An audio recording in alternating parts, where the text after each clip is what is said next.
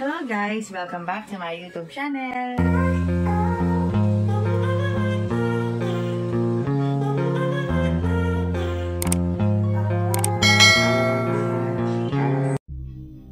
August 22, Choco Mucho versus PLDT.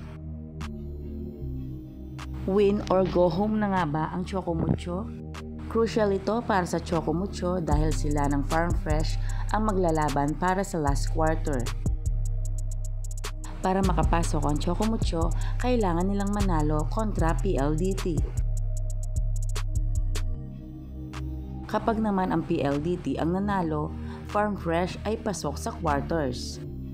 Kailangang ibigay ang best ngayon ng Choco Mucho, lalong-lalo na ang import nilang si Zoe Faki. Dapat mag-contribute sila ng malaking score kasama sina Royce Tubino at Nadi Madayag.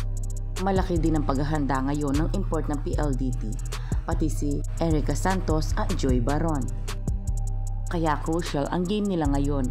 Sino kaya ang mananatili sa top 8? Abang-abang tayo mamayang laban. Meanwhile, sa kabila naman ng maraming pagkatalo ng Choco Mucho, hindi nawawala sa kanila ang kanilang kakulitan. Gulat na gulat dito si Mian Mandres kay Zoe Faki dahil bigla niya itong hinalikan. Nakakatuwa talaga silang pagmasdan. Sana all. Good vibes ang hatid talaga ng Choco Mucho.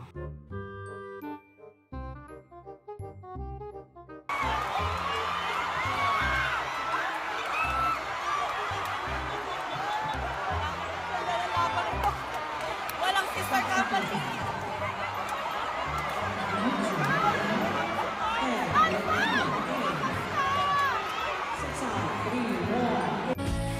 So, ayun na nga guys.